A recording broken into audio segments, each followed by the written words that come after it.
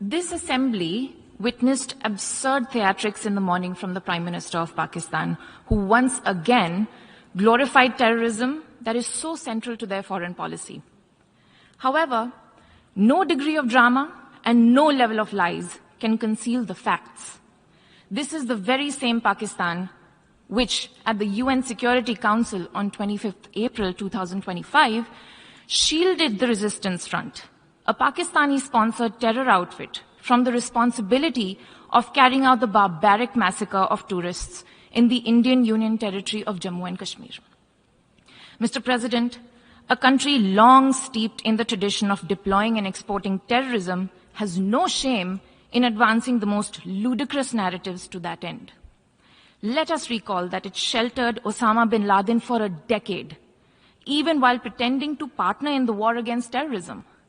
Its ministers have just recently acknowledged that they have been operating terrorist camps for decades.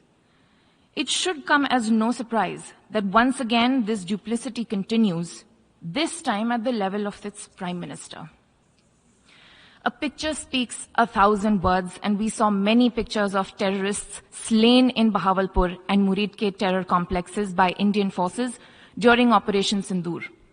When senior Pakistani military and civilian officials publicly glorify and pay homage to such notorious terrorists, can there be any doubt about the proclivities of this regime? The Prime Minister of Pakistan also advanced a bizarre account of the recent conflict with India. The record on this matter is clear. Till 9th May, Pakistan was threatening more attacks on India. But on 10th May, its military pleaded with us directly for a cessation to the fighting. The intervening event was the destruction caused to multiple Pakistani air bases by Indian forces. The pictures of that damage are, of course, publicly accessible. If destroyed runways and burnt-out hangars look like victory, as the Prime Minister claimed, Pakistan is welcome to enjoy it. The truth is that, as in the past, Pakistan is responsible for a terrorist attack on innocent civilians in India. We have exercised the right to defend our people against such actions and have brought the organizers and perpetrators to justice. The Pakistani Prime Minister has spoken about wanting peace with India. If he is indeed sincere, the pathway is clear.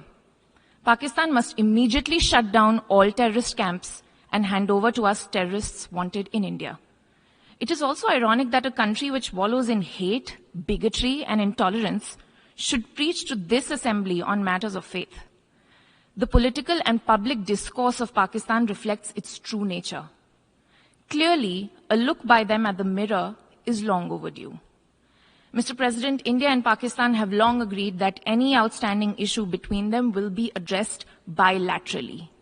There is no room for any third party in that regard. This is our long-standing national position. Where terrorism is concerned, we are making it clear that there will be no distinction between the terrorists and their sponsors. Both will be held accountable. Nor will we allow terrorism to be practiced under the cover of a nuclear blackmail. India will never bow to such threats. India's message to the world is clear. There must be zero tolerance for terrorism. I thank you, Mr. President. I give the floor to the representative of Guatemala.